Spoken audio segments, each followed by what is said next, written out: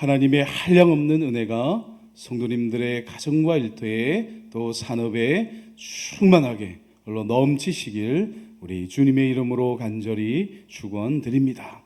이 시간에 우리 앞뒤 좌우에 계신 성도님들과 함께 인사를 나누겠습니다. 주님의 이름으로 사랑합니다.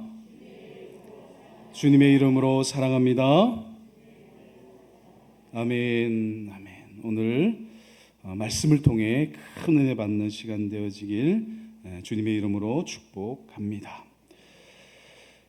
사랑하는 성도 여러분, 오늘 우리는 읽은 본문 말씀을 통하여서 인간이 가진 의지와 열정 그리고 호언장담이 가장 철저하게 파산되는 슬픈 한 현장을 목도하게 됩니다. 오늘 본문의 주인공은 사도 베드로이지요. 말씀의 문맥을 통해서 볼 때 불과 몇 시간 전만 해도 베드로는 예수님을 향해 그 누구보다 호기롭게 장담했던 사람입니다. 누가복음 22장 33절의 말씀에 이와 같이 기록되어 있습니다. 우리 누가복음 22장 33절의 말씀을 같이 봉독하도록 하겠습니다. 같이 읽습니다. 시작. 그가 말하되 주여 내가 주와 함께 오게도 죽는 데에도 가기를 각오하였나이다. 아멘. 베드로의 이 고백은 거짓말은 아니었습니다. 그는 자신의 마음에 있는 진심을 담아 예수님께 아뢰었고 정말 자신의 열정을 담아 혼신의 힘으로 예수 그리스도께 고백했습니다. 하지만 어떻습니까? 대제사장의 집들, 차가운 밤 공기 속에서 피어오른 숯불 곁에 섰을 때 보잘것없는 한 여종의 그 물음 앞에 이제 그 한마디 말에 베드로의 이 거창한 각오는 한순간에 모래성처럼 무너져 내리게 됩니다. 나도 그를 알지 못하노라. 한 번도 아니고 두 번 그리고 세 번씩이나 베드로는 맹세하고 이제 저주까지 하면서 자신의 스승이자 왕이자 주인이신 예수 그리스도를 부인했습니다. 20세기의 고결한 영성가였던 오스왈드 챔버스가 그의 명저 주님은 나의 최고봉에서 우리의 자아를 향하여서 이렇게 경계의 말씀을 했습니다. 오스왈드 챔버스가 이렇게 말했는데요. 우리가 나는 결코 이런 죄를 짓지 않을 것이다 라고 호언장담하는 바로 그 지점이 사실상 우리가 사탄 마귀의 표적이 되는 순간이다. 인간의 결심과 경건은 결코 사탄과 싸워 이기는 영적 무기가 될 수 없다라고 정말 진리의 말씀으로 핵심을 담은 그 고백을 자신의 고백을 담아 이렇게 우리에게 경계의 말씀으로 남겨놓고 있습니다. 어떻습니까? 베드로가 딱 그랬지요. 자신의 열심을 믿었던 바로 그 자리에서 그는 가장 처참하게 가장 참혹하게 무너져 내렸습니다. 이 모습은요 단지 2000여 년 전에 베드로 한 사람의 실패를 기록하고 있는 것이 아니라는 것을 기억하시기 바랍니다. 바로 2000년 전에 실패했던 베드로 한 사람에 대한 기록으로 남아있는 진리의 말씀이 아니라 바로 2000여 년 이후에 태어나 일상의 삶을 호흡하며 기동하며 살아가는 바로 우리들 자신을 향하여서 주어지고 있는 말씀이라는 것을 신비에 새기시기 바랍니다. 바로 나 자신의 의지와 내 결단과 나의 영적 경건을 믿고 호언장담하다가 죄의 집요한 유혹과 환경의 두려움 앞에서 처참하게 무너져 내리고 있는 것이 우리의 영적 현실은 아닙니까? 사랑하는 성도 여러분, 우리 모두가 단 한 사람의 예외도 없이 우리는 자신 스스로를 신뢰할 수 없는 존재라는 것을 기억하시기 바랍니다. 내 의지와 내 결심으로는 내 안에서 솟구쳐 오르는 죄의 본성들, 옛사람의 성품들을 단 1mm도 제어할 수가 없습니다. 인간의 자아는 이토록 비참하게 파산 선고, 사형 선고를 받을 수 없는 그런 본성을 가진 존재들이, 그런 죄성을 가진 존재들이 바로 연약한 우리들 자신이라는 것을 잊지 마시기 바랍니다.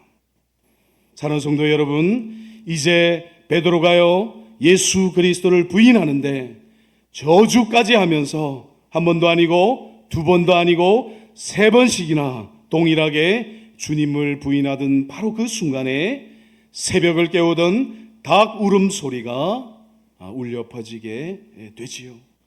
그리고 오늘 본문 61절 말씀은 성경 전체에서 가장 가슴을 울리는 정적과도 같은 한 장면을 우리에게 제시해 주고 있습니다.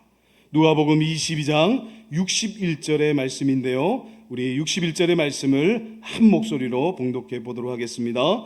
본문 말씀 61절 말씀 같이 읽습니다. 시작. 주께서 돌이켜 베드로를 보시니 베드로가 주의 말씀 곧 오늘 닭 울기 전에 내가 3번 나를 부인하리라 하심이 생각나서. 61절 본문 상반절 말씀을 보시게 되면 주께서 돌이켜 베드로를 바라보셨다라고 기록되어 있습니다. 로마 군병들에게 매를 맞아 채찍질을 당하여서 피투성이가 되시고 사슬에 묶인 채 끌려가시던 예수님께서 고개를 돌리셔서 베드로와 눈을 마주치신 것입니다. 바로 거룩하신 하나님의 아들의 시선이 바로 베드로의 심령을 관통하는 순간을 진리의 말씀은 흐리지 않고 분명하게 기록하고 있는 것이죠. 여기서 바라보셨다, 바라보시니 라고 하는 헬라어 원어는요 엠블레포라고 합니다. 이 엠블레포라고 하는 단어는 단순히 스쳐 지나가며 건성으로 쳐다보는 행동을 뜻하지 않습니다. 헬라어 전치사 엔이라고 하는 단어의 뜻은 무엇 안에라는 뜻이고, 블레포라고 하는 단어는 보다라는 단어인데, 엔 무엇 안에 그리고 보다라는 단어가 결합하여서 상대방의 내면 깊은 영혼 속까지 시선을 고정하여 꿰뚫어 보시는 그런 인격적인 영적인 시선을 가리키는 것입니다.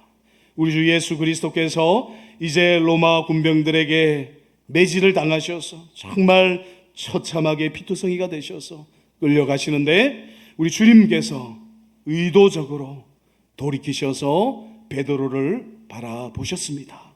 그냥 건성으로 베드로를 보신 것이 아니라 이제 이제 베드로의 내면 깊은 영혼 속을 시선으로 고정시키시며 정말 베드로의 심령을 꿰뚫어 보시는 그 인격적인 영적인 시선으로, 엠블레포의 시선으로 주님께서 베드로를 주목하신 것이지요.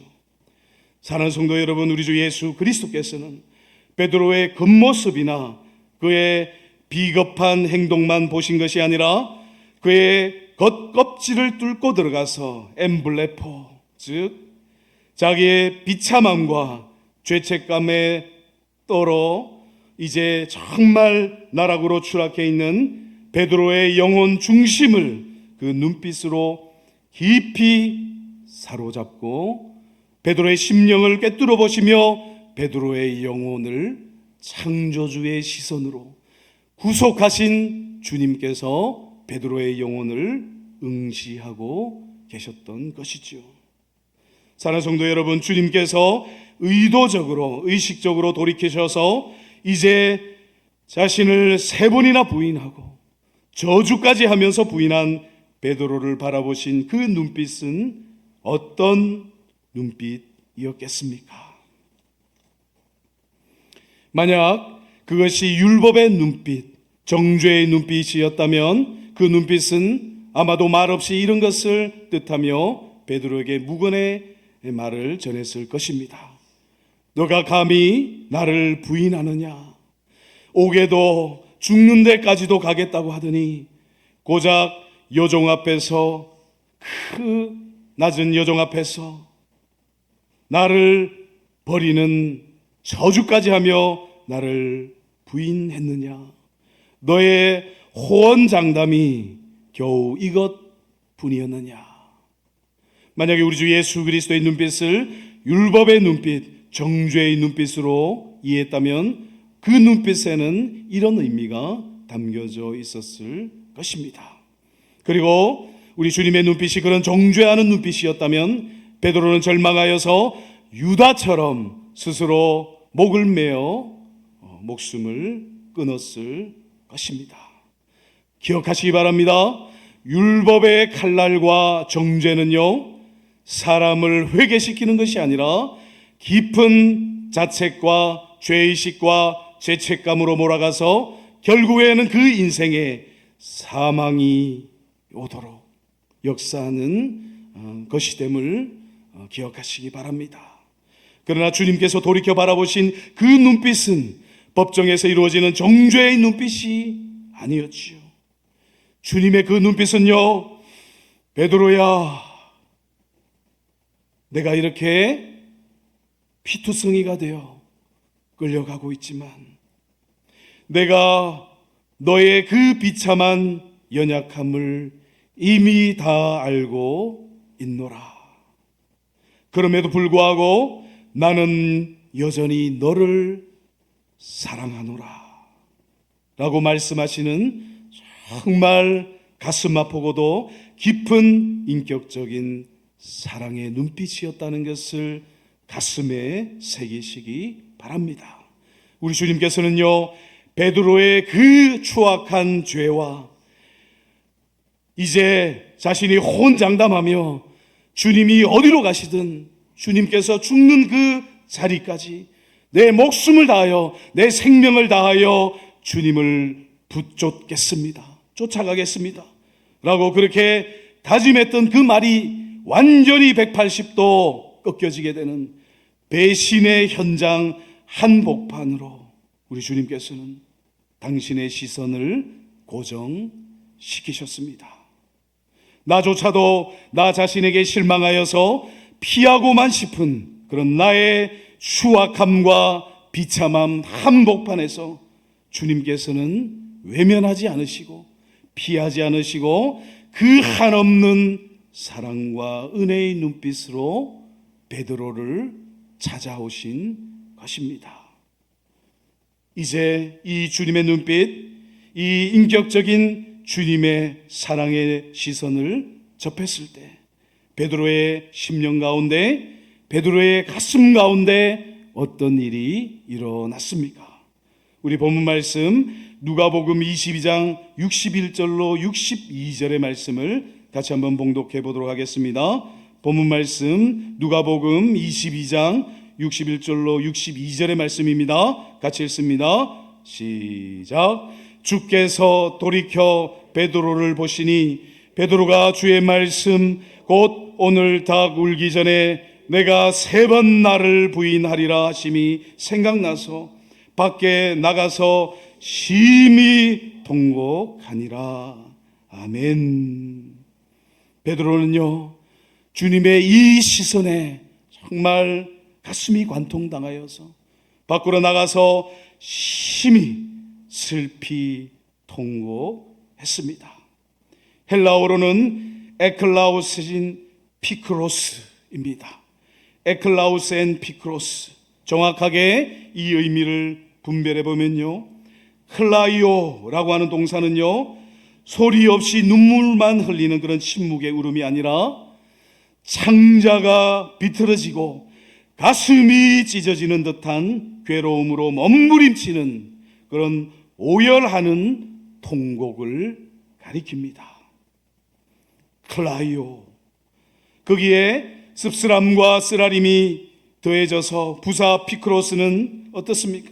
정말 창자가 끊어지는 그런 오열, 그런 통곡, 심히 슬퍼하며 우는 그 쓰라림을 베드로는 처절하게 느끼며 이제 주님 앞에 눈물로서 회개하고 있는 것입니다.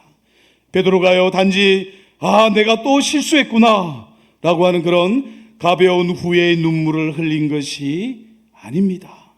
베드로는 자신의 자아가 완전히 죽어나가는 그런 쓰라림, 피크로스, 그런 쓰디쓴 잔을 마시면서 그럼에도 자기를 버리지 않으시는 주님의 그 절대적인 사랑, 주님의 그 지독한 사랑을 마주했을 때 베드로의 영혼의 밑바닥에서부터 터져 나오는 그런 정말 이 배의 그 밑바닥으로부터 솟아오르는 통곡, 클라이오의 울음을 지금 울고 있는 것이죠. 이 통곡은 단순히 자책의 눈물이 아니었습니다. 자신의 혼장담하는 자신만만한 그런 오만하고 교만한 자아가 완전히 죽고서 오직 나를 불쌍히 여기시는 주님의 참된 사랑을 비로소 눈으로, 비로소 영혼으로, 비로소 그 심령의 가장 중심에서 주님의 시선을 통하여서 정말 주님께서 어떤 분이신지를 맛보아 알게 된 것이지요. 바로 참된 회개와 해방의 통곡이었음을 여러분 가슴에 새기시기 바랍니다. 바로 이 자리가 어떤 자리입니까? 베드로는요, 예수 그리스도의 공생의 가운데 정말 주님과 꼭 붙어 생활하는 그런 사람이었죠. 주님과 한시도 떨어지지 않고 주님의 제자 공동체에서 수석으로서 정말 주님을 밀착하여서 주님을 따라다녔던 사람입니다. 날마다 주님과 호흡하고 기도하며 주님과 함께 먹고 마시고 또 복음을 전하며 귀신을 내어 쫓으며 이제 가난한 자들을 구제하는 주님의 사역에 동참하여서 하나님의 뜻이 이루어지는 그 나라와 의의가 이루어지는 역사를 눈으로 목도했던 사람입니다. 하지만 우리 주 예수 그리스도와 그토록 가까이 있었지만 베드로는요, 주님을 참되게 만나지 못했고 주님을 참되게 알지 못했던 것이지요. 바로 베드로는 이제 주님 앞에서 자신이 어떤 존재인지, 자신이 한 말에 대하여서 그 어떠한 것에 대하여서도 장담할 수 없고 신뢰할 수 없는 존재라는 것을 깨닫고서 오직 주님의 사랑만이, 오직 주님의 은혜만이 자신을 구원할 수 있음을 비로소 참되게 진리적으로 깨달았던 것이죠. 사랑하는 성도 여러분, 바로 이 자리, 주님을 참되게 만나는 자리, 주님을 참되게 인격적으로 영접하는 자리, 나의 자아가, 나의 교만하고 오만한 자아가 물과 같이 허물어져서 주님의 나를 향하신 사랑과 은혜가 무엇인지 머리가 아니라, 지식이 아니라 가슴으로 참되게 알고 만나고 인격적으로 영접하는 그 자리까지 우리가 정말 진리의 말씀 가운데, 성령의 조명하심 가운데 나아가야 함을 이 영적인 비밀을 가슴의 보물로서 품으시기 바랍니다. 바로 주님을 만나는 이 자리에서 어떤 회개와 해방이 이루어지게 됩니까? 사랑하는 성도 여러분, 주님을 만나는 이 자리에서 무엇이 끊어지게 됩니까? 바로 죄로부터 끊어지는 초자연적인 역사가 일어나게 되는 것이죠. 사랑하는 성도 여러분, 사람의 힘으로, 사람의 지식으로, 사람이 가지고 있는 경험과 사람이 가지고 있는 자원과 능력으로 자신의 의지를 날카롭게 가다듬어서 이제 하나님 주시는 모든 말씀을 지켜 행할 수가 있습니까? 불가능하지요. 사람의 힘으로는 되지 않는 것입니다. 사람은 이미 원죄를 가지고서 태어날 뿐만 아니라 가진 원죄로 인하여 온갖 자범죄, 온갖 추악한 범죄들을 저지르며 정말 하나님의 영원한 심판이 마땅한 그런 존재가 바로 우리의 실상이라는 것을 기억하시기 바랍니다. 하지만 이런 죄인이 자신의 죄로부터 해방되는 참된 회개의 자리로 나아가는 그 자리가 어떤 자리입니까? 바로 우리 주 예수 그리스도를 만나는 자리지요. 예수 그리스도를 참되게 하는 자리지요. 예수 그리스도를 참되게 만나는 그 자리에서 비로소 죄로부터 끊어지는 역사가 우리 인생 가운데 충만하게 나타나는 복된 시간임을 이제 믿음으로 붙드시는 저와 여러분들 되시길 주님의 이름으로 축원드립니다. 우리가 어떻게 죄를 끊어낼 수가 있습니까? 죄를 지으면 벌 받으니까 참아야지 하는 그런 율법적인 억제로는요, 죄의 경향을 죽었다 깨어나도 끊을 수가 없습니다. 우리의 의지로는 안 되는 것입니다.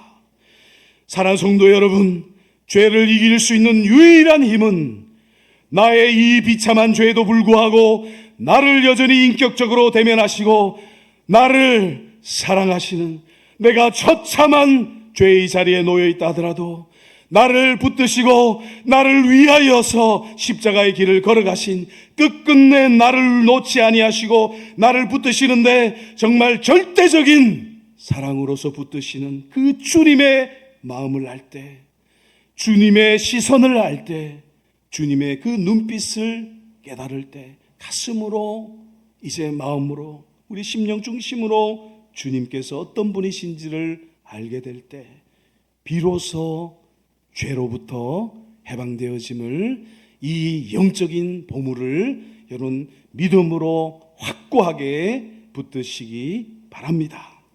조잡한 플라스틱 장난감을 손에 쥐고 있던 아이가 진짜 순금과 보석을 손에 쥐게 되면 플라스틱 장난감을 어떻게 합니까? 미련 없이 던져버리게 되지요. 마찬가지인 거예요. 주님의 참된 사랑의 그 매력을 한번 맛보고 경험하게 되면요, 이 세상의 것들이 나를 끌어당기고 나를 정말 맹목적으로 얽어매고 있던 그 죄의 유혹들이 더 이상 매혹적이지 않고, 이제 매혹적이지 않을 뿐만 아니라 이 세상의 것들이 마치 썩은 오물처럼 느껴져서 주님의 사랑과 비교하여서 정말 무가치하기 때문에 비로소 그 죄를 밀어낼 수가 있게 되는 것입니다. 죄를 인간적인 힘으로 참으려고 하면요, 반드시 실패하게 됩니다. 숯불 곁에서 나를 바라보신 주님의 그 눈빛, 나 같은 죄인을 향하신 그 위대하고 영광스러운 절대적인 사랑에 내 영혼이 사로잡힐 때, 주님을 알되 정말로 살아계신 주님, 죽어 계신 하나님이 아니라, 죽어 계신 주님이 아니라 정말 문자화 되어 있는 것을 읽어서 아는, 지식으로 아는, 머리로 아는, 내가 기억하는 그 주님이 아니라 정말 생생하게 살아계신 주님과 영생의 관계로 맺어져 있을 때, 내가 그토록 사랑하고 내가 그토록 놓지 못하던 이 세상의 것들을 비로소 미워하게 되고 싫어하게 되고 이 세상의 것들을 피하게 되는 것이지요. 사랑하는 성도 여러분, 베드로의 자아는요, 그 숯불 곁에서 주님의 눈빛 앞에서 십자가에 주님과 함께 못 박혀 완전히 죽었습니다. 그 죽음의 자리에서 주님과의 친밀한 인격적인 관계가 되살아나게 된 것이지요. 기억하시기 바랍니다. 사람이 어떤 수단을 동원해서도 죄를 끊어낼 수가 없습니다. 그것은 제가 하는 말이 아니라 진리의 말씀이 우리에게 가르치고 있는 길이지요. 법이지요. 유일한 길은 주님을 아는 길밖에 없습니다. 주님의 그 사랑에, 정말 그 사랑이 얼마나 수비했다, 얼마나 달콤하고 좋은 것인지를 맛보시고 날마다 주님과 동행하는 삶 이외에는 죄를 끊어낼 수가 없다는 것을 가슴 깊이 새기시기 바랍니다. 사랑하는 성도 여러분, 그런데요, 이 정말 처절하게 무너진 자리 이후에도 주님의 제자 공동체들은 곧바로 담대해지지 못했습니다. 왜 그렇습니까? 부활하신 주님을 만나고 디베랴 바닷가에서 용서의 선언을 들은 이후에도 그들은 무엇을 기다려야 했습니까? 바로 오순절 성령 강림을 기다려야만 했습니다. 왜 그렇습니까? 밖에서 나를 바라보시던 그리스도께서 이제는 성령을 통해 내 영혼 깊은 곳에 내주하시는 실체가 되셔야 하기 때문에, 그래서 죄로부터 완전히 끊어지는 영적인 생명력을 이제 받기 위하여서 주님께서 지시하신 그 장소에서 오순절 성령 강림, 이 땅에 강림하시는 성령님을 기다려야만 했던 것이죠. 오순절날 임하신 성령 하나님께서는 다른 분이 아니십니다. 바로 말씀과 더불어 역사하시는 예수의 영이신 것이지요. 기억하시기 바랍니다. 성령 충만이라고 하는 것은요, 내가 어떤 신비로운 능력을 소유하는 것이 아닙니다. 성령 충만이 무엇입니까? 성령 충만의 핵심이 무엇입니까? 성령이 무엇을 통하여 역사하게 됩니까? 바로 성령 충만은요, 말씀을 통하여 이루어지는 것을 믿음으로 받는 은혜가 있기를 주님의 이름으로 축원드립니다. 성령 충만은 말씀을 통해 나 같은 죄인을 찾아오신 주님의 그 인격적인 사랑과 그 영생의 관계가 내 영혼 안에서 비로소 더 충만하고 깊이 깨달아지고 알아지는 것이죠. 나의 내면과 외면의 삶을 말씀과 기도의 영적인 분위기로 가득 채워 나가는 그 샘솟는 샘물이 무엇입니까? 나를 둘러싼 환경을 이제 성령의 교통하심의 관계로 재구성하고, 날마다 내 힘을 의지하던 옛 자아를 십자가에 못 박고서 이제 성령을 의지하게 될 때 비로소 우리는 베드로처럼 자아의 그 감옥이 부셔지고 세상 항복판으로 튀어나가는 참된 사명자의 길을 걸어갈 수 있게 된다는 것을, 이 한 가지 진리를 가슴에 품으시기 바랍니다. 우리가요, 예수 그리스도를 알고 난 뒤에 그것으로 단회적으로 끝나는 것이 아니죠. 예수 그리스도를 단 한 번 만나고 그 뒤로 기억 속에 남겨두는 것이 아닙니다. 우리가 매일의 성령 충만함 가운데 들어가야 되는데요, 매일의 성령 충만이 무엇으로 이루어지게 됩니까? 바로 말씀을 통하여 이루어지는 것이죠. 말씀 충만을 통하여 성령 충만을 이루고, 말씀과 더불어 역사하시는 성령을 통하여서 살아계신 예수 그리스도를 날마다 의식하며 고람되어 하나님 앞에서 하루하루의 삶을 살아가는 것입니다. 그 길밖에 없습니다. 이 길이 유일한 길입니다. 죄로부터 자유로워지는 유일한 길, 오직 예수 그리스도의 권능으로만 가능하다는 것을, 우리 주님의 십자가의 권능 이외의 것은 죄와 사망의 권세를 결코 깨트릴 수 없다라는 것을 가슴 깊이 새기시기 바랍니다. 그럼에도 불구하고 우리에게는 훈련이 필요한 거예요. 매일의 삶 가운데 끊임없이 하나님의 말씀을 통하여 성령의 충만함을 받아야 합니다. 오늘 받고 내일 성령 충만함이 끊어지면 안 되는 것이죠. 계속해서 성령 충만함으로 나아가야 됩니다. 그리고 하나님께서도 우리에게 언약의 말씀으로 주시지요. 한 번 은혜를 주시고, 한 번 비침을 주시고, 한 번 말씀을 주시고 그 뒤로 말씀을 주지 않으십니까? 은혜를 주지 않으십니까? 아니지요. 매일매일 구하는 자마다, 참되게 구하는 자마다 아낌없이 주시고 채우시고 충만케 하시겠다라고 언약의 말씀으로 우리에게 땅 확정적으로 말씀해 주셨음을 기억하시기 바랍니다. 이제 세 가지 구체적인 실천 사항들을 이제 성도님께 말씀드리겠습니다. 하루의 시작이 중요합니다.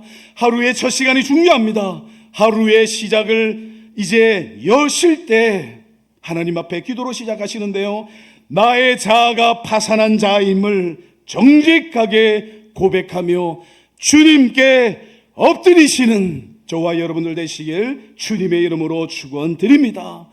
매일 아침 눈을 뜨실 때 내 의지와 내 경건을 신뢰하는 것이 아니라 정말 주님 앞에 겸손함으로 납작 엎드려서 무릎을 꿇고 정직하게 선언하시기 바랍니다. 주님, 저는 오늘도 내 힘으로 내 안의 죄의 그 악한 본성을 단 1초도 이길 수 없는 무력한 자입니다. 저는 제 의지를 신뢰하지 않습니다. 나 자신을 신뢰하지 않으므로 주님 저를 불쌍히 여겨 주시옵소서. 나의 나됨을, 나의 죄인됨을 진솔하게 진실하게 살아계신 하나님께 그대로 인정해드리고 바로 기도의 자리로 나아가 주님과 영생의 관계로 시작하시는 것이 은혜의 시작이라는 것을 잊지 마시기 바랍니다. 나의 포장된 가면을 벗어던지고 나의 연약함을 정직하게 살아계신 하나님께 고백하고 나를 엠블레포 여전히 사랑하시는, 내가 처참한 죄의 자리에 있을 때 내가 나를 봐도 구제불능이고 절망적이고 낯이 뜨뜻하여 주님 앞에, 거룩하신 하나님 앞에 도저히 설 수 없는 그런 존재라는 것을 알고 있는 이런 나 같은 비천한 죄인을 여전히 붙드시고 내가 너를 사랑하노라 말씀하시는 주님의 그 시선의 음성을 들으시는 하루의 첫 시간을 주님의 그 시선의 음성으로 시작하시는 저와 여러분들 되시길 주님의 이름으로 축원드립니다. 두 번째는요, 유혹과 실패의 순간이 있습니다. 유혹과 실패의 순간이 당연히 우리 인생 가운데 찾아오지요. 아니, 매일의 삶이 넘어지고 자빠지고 꼬꾸라지고 쓰러지고 넘어지는 그런 자리의 연속입니다. 그때 정죄하는 도피, 죄의식 가운데 이제 함몰되어 가는 것이 아니라 엠블레포, 사랑의 눈빛으로 바라보시는 주님을 의식하시기 바랍니다. 삶의 현장에서 죄의 유혹에 흔들리거나 또다시 넘어졌을 때 사탄이 우리를 어떻게 공격합니까? 너가 그러고도 성도냐? 너가 그러고도 사역자냐? 라고 사탄 마귀가 이제 우리의 넘어진 자리에서 정죄감으로 죄의식을 주고 죄책감으로 우리를 쓰라리게 할 때 이제 우리는 어떻게 합니까? 그때 베드로처럼 이제 주님 앞으로 나가야 되는 것이죠. 즉시로 그런 죄의식 가운데 있을 때 즉시로 고개를 들어 내 비참한 한복판 가운데 돌이켜 바라보시는 주님의 눈빛만을 바라보시는 저와 여러분들 되시길 주님의 이름으로 축원드립니다. 무수히 넘어졌으나 너는 또 넘어졌으나 나는 여전히 너를 사랑한다. 주님의 이 절대적인 사랑, 정말 십자가의 이 무섭운 사랑 앞에 우리의 무릎이 꿇려지고 우리의 입을 닫게 되고 오직 주님께 납작 엎드리시는 저와 여러분들 되시길 주님의 이름으로 축원드립니다. 세 번째는요, 일상의 삶을 살아가실 때요, 말씀과 함께 역사하시는 성령의 조명하심을 날마다 사모하시기 바랍니다. 머리로만 주님을 아는 것에 머물지 마시고 매일 성령을 펼치실 때 깨달아지지 않으면 성령 하나님께 간구하시기 바랍니다. 주님, 무지하고 아둔하고 어리석고 찧어도 벗겨지지 않는 이 어리석음의 꺼풀을 주님 벗겨주시고 진리의 말씀을 통하여 예수님께서 누구이신지, 예수님께서 나를 어떤 시선으로 바라보고 계신지, 주님께서 살아계신 하나님께서 어떤 분이신지 이 어리석고 무지하고 아둔한 저를 깨우치셔서 깨닫게 하여 주시옵소서.